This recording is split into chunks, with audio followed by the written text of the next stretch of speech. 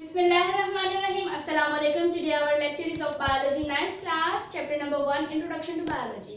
Last lecture में हम लोगों ने करियर्स पढ़े थे बायोलॉजी के। उनमें हमने 4 करियर्स पढ़े थे कि बायोलॉजी पढ़ने के बाद स्टूडेंट्स कौन कौन से करियर को अडॉप्ट कर सकते हैं और अपने फ्यूचर में उनको यूज कर सकते हैं, अपने प्रोफेशन को बेहतर बना सकते हैं। तो आज हम नेक्स्ट 4 करियर्स पढ़ेंगे जो हमारे रिमेनिंग है, जो रह गए हैं वो हम पढ़ते हैं। तो उसमें नंबर 1 पे आता है हॉर्टिकल्चर।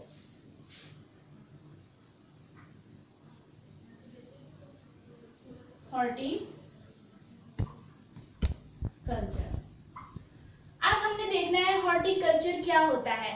हॉर्टिकल्चर वर्ड का मीनिंग होता है सब्जाजार, यानी कि ग्रीनरी।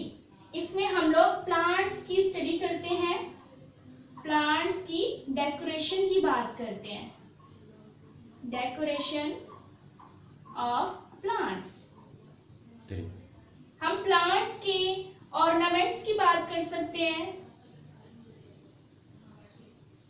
हम ये देखते हैं कि प्लांट्स के अंदर ऐसी कौन सी टेक्निक्स को अपनाया जाए कि ये पौधे हमें बहुत ज्यादा खूबसूरत लगे और हमें ज्यादा अच्छी क्वालिटी मिले, इन पौधों की ज्यादा देर तक सरवाइव कर सके।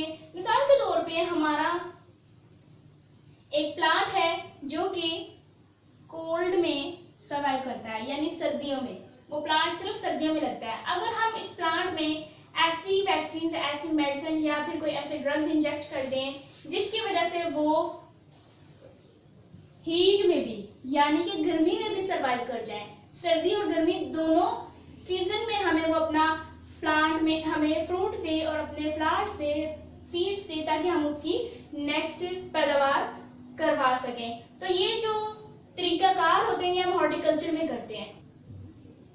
इसके अलावा हम लोग प्लांट्स को, अगर सर्दियों में वो सरवाइव करने वाले हैं, उनको गर्मियों में किस तरह से सरवाइव करें। हम सर्दियों की सब्जियां गर्मियों में उगाएं या गर्मियों की सब्जियां सर्दियों में उगाएं और उनको हर मौसम में एंजॉय करना चाहें, तो उसके लिए बहुत सारे तरीके हैं, वो हॉर्टिकल्चर में आते हैं। हम टनल फार्मिंग करते हैं,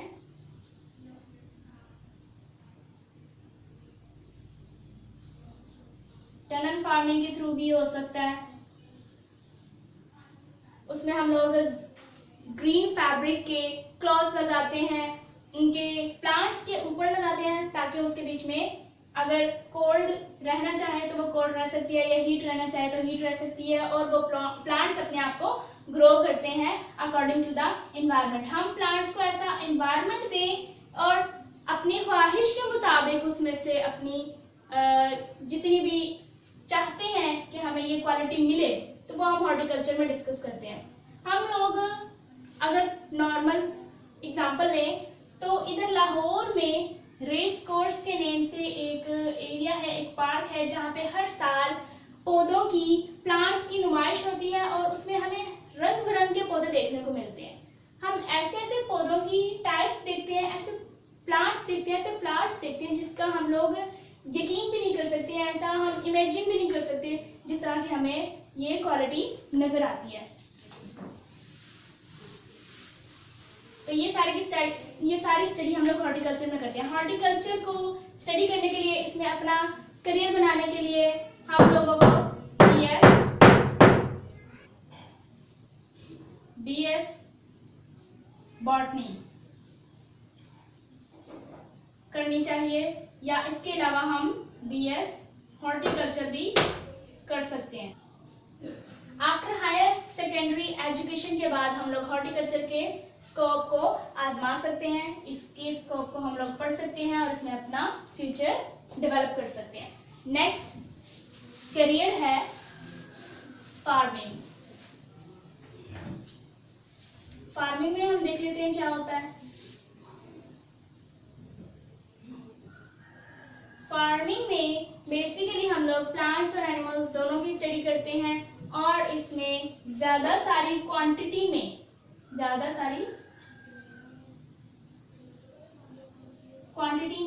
इन प्लांट्स और एनिमल्स की लाइफ को सरवाइव करते हैं ताकि हमें इनसे जो भी चीज हासिल करनी है वो अच्छी तरह से हासिल हो सके। अगर हम चाहते हैं कि हम लोग 100 फ्रूट वाला एक ट्री हासिल करना चाहें, एक फ्रूट ट्री हासिल करना चाहें जिसपे 100 फ्रूट्स लगे एट अ टाइम, और कोई ऐसा एनिमल चाहें जो हमें पहले की निस्बत ज़्यादा मिकदार में ऑयल दे या फिर मिल्क दे या दे हमें एग्स, तो इनके लिए हम प्लांट्स की सर्वाइवेशन के लिए इनको फार्मिंग के थ्रू ग्रो करवाएं, वो फार्मिंग कहलाता है। उसमें हम लोग एनिमल्स में कोई भी ले सकते हैं, फिश ले सकते हैं, उसमें चिकन ले सकते हैं, चिकन की फार्मिंग कर सकते हैं, काउस की फार्मिंग कर सकते हैं या शीप्स की फार्मिंग कर सकते हैं, और भी बहुत सारे तरीके हैं। अगर हम लोग शहद की पैदावार करना चाहते हैं, बहुत अच्छी हनी जिसे बोलते हैं, अगर हम चाहते हैं कि हमें हनी प्योर मिले, नेचुरल मिले, तो उसके लिए हम क्या करें कि इन बीज को, शहद की मक्खियों को रहने के लिए सही माहौल प्रोवाइड हो और वहां पे वो अच्छी क्वालिटी में हमें हनी दे। तो ये भी हम फार्मिंग में स्टडी करते हैं। इस फार्मिंग को स्टडी करने के लिए भी बायोलॉजी पढ़ना जरूरी है। बायोलॉजी का ये डिसिप्लिन हम लोग आफ्टर हायर सेकेंडरी एजुकेशन यानी 12 इयर्स ऑफ एजुकेशन के बाद अडॉप्ट कर सकते हैं। इसमें हम बीएस बॉटनी भी कर सकते हैं, बीएस ज़ूलॉजी भी कर सकते हैं, इसके अलावा बीएस फार्मिंग भी कर सकते हैं। पाकिस्तान की बहुत सारे ऐसे कॉलेजेस हैं, ऐसी यूनिवर्सिटीज हैं जहाँ पे फार्मिंग और दीगर डिसिप्लिन्स को प्रोवाइड किया जाता है स्टूडेंट्स के लिए। नेक्स्ट है फॉरेस्ट्री।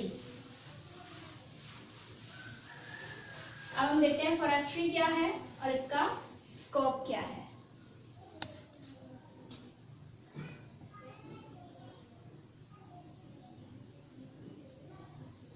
फॉरेस्ट्री वर्ड निकला है फॉरेस्ट से, जिसका मीनिंग होता है जंगलात।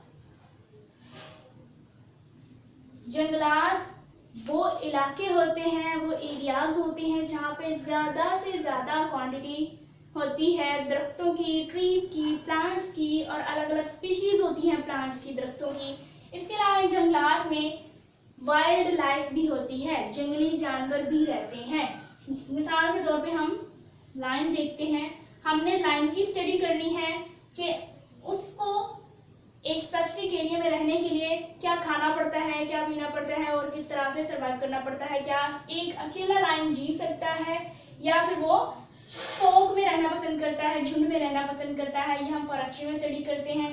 इसके अलावा हम लोग स्टडी करते हैं प्लांट्स की, तो हम ये देखते हैं कि पाइन ट्री है, एक जंगल में पाइन ट्री की क्या अहमियत है, उस पाइन ट्री को उगाने के लिए क्या क्या करना पड़ता है। आमतौर पे हर मुल्क में जरूरी है, हर कंट्री में लाजमी है कि मुल्क का 25% एरिया फॉरेस्ट पे मुश्तमिल हो, जबकि हमारा पाकिस्तान 5% प्लांट्स की मुश्किलात को बेयर कर रहा है, वो बर्दाश्त कर रहा है। सिर्फ 5% जंगलात हमारे मुल्क पाकिस्तान में मौजूद हैं।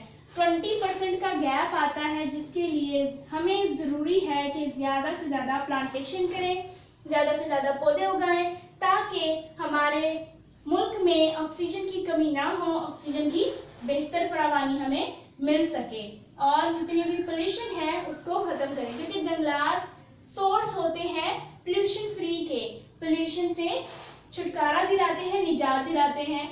और हमें जरूरी है कि हम अपने मुल्क पाकिस्तान की खिदमत करें। उसके लिए अगर हम फॉरेस्ट्री पढ़ते हैं तो हमें जानवरों पे भी स्टडी करना है, प्लांट्स पे भी स्टडी करना है और ये देखना है कि वाइल्ड लाइफ में ऐसी कौन कौन सी जरूरत है उनकी रेस्क्यू की, उनकी इमदाद की, मदद की। अगर हम इनको ये मदद इमदाद देंगे तो ये अपनी लाइफ को सरवाइव कर सकते हैं। इसमें हम लोगों ने लाइफ को पढ़ा, दैट्स व्हाई बायोलॉजी पढ़ना जरूरी है। फॉरेस्ट्री के लिए हमें 12 इयर्स ऑफ एजुकेशन जरूरी है। फॉरेस्ट्री के लिए हम लोग बीएस ज़ूलॉजी बॉटनी भी कर सकते हैं और बीएस फॉरेस्ट्री भी कर सकते हैं। लास्ट करियर है biotechnology. Biotechnology is the latest discipline जिसमें हम लोग टेक्नोलॉजी को पढ़ते हैं। Bio technology, bio mean life, technology, logos mean to study. अब टेक्नो का मतलब क्या होता है? हर वो चीज, हर वो काम जो हम लोग अपनी आसानी के लिए, अपने वेलफेयर के लिए यूज करें, for the welfare of mankind. Allah ने फरमाया मैंने इंसान को अशरफुल मखलूकात बनाया है, यानी इंसान के अंदर इतनी अक्ल है, इतना शऊर है कि वो अपनी जिंदगी को आसान बनाने के लिए कौन कौन सी तदाबीर इख्तियार कर सकता है। तो ये सारी की सारी जो स्ट्रेटजीज हैं ये टेक्नोलॉजी का हिस्सा है। आजकल टेक्नोलॉजी का बहुत ज्यादा दौर है, इसीलिए मैंने कहा कि बायोटेक्नोलॉजी एक लेटेस्ट करियर है जिसमें ज्यादा से ज्यादा लोग अपने फील्ड को इन्हांस करते हैं, परवान चढ़ाते हैं। मिसाल के तौर पे हम इसकी बहुत सारे एग्जांपल्स ले सकते हैं। उसमें इंसानियत की अगर हम बात करें, ह्यूमन बीइंग्स की, तो हर तरह के जो सर्जिकल इक्विपमेंट्स हैं वो आ जाते हैं इसमें, और इसके अलावा मेडिसिन आ जाती हैं, सर्जिकल इक्विपमेंट्स। इसके अलावा आ जाती है मेडिसिन और मशीनरी आ जाती है। अब मशीन्स की अगर हम बात करें तो मशीन्स में कौन कौन सी आ जाती हैं? इसमें आ जाता है स्टेथोस्कोप। स्टेथोस्कोप क्या है? स्टेथोस्कोप वो आला होता है जिससे हम लोग किसी भी पेशेंट की या किसी भी ऑर्गेनिज्म की हार्ट बीट मेजर कर सकते हैं, ना सिर्फ ह्यूमन की बल्कि जानवरों की भी हार्ट बीट मेजर कर सकते हैं, तो ये स्टेथोस्कोप कहलाता है। इसके अलावा स्पिग्मोमैनोमीटर होता है जिससे हम ब्लड प्रेशर मेजर कर सकते हैं, हर वो बैलेंस वो जो मेजर कर सकते हैं हम लोग वेट। और इसके अलावा बड़े बड़े इक्वायरमेंट्स, बड़ी बड़ी मशीनरी जो कि हॉस्पिटल्स में होती है, उसमें हम बात कर ले ईसीजी की या एमआरआई की, ईसीजी या एमआरआई या फिर रेडियोलॉजी की बात करें जिसमें हम लोग एक्सरेज लेते हैं या दूसरी तमाम मेडिकल की टर्म्स, इनमें जितनी भी टेक्नोलॉजी का दौर है, टेक्नोलॉजी की चीजें हैं, वो सारी हम बायोटेक्नोलॉजी में पढ़ते हैं। क्योंकि हमने लिविंग बीइंग से रिलेट किया इसे, दैट्स व्हाई ये बायोटेक्नोलॉजी कहलाएगी।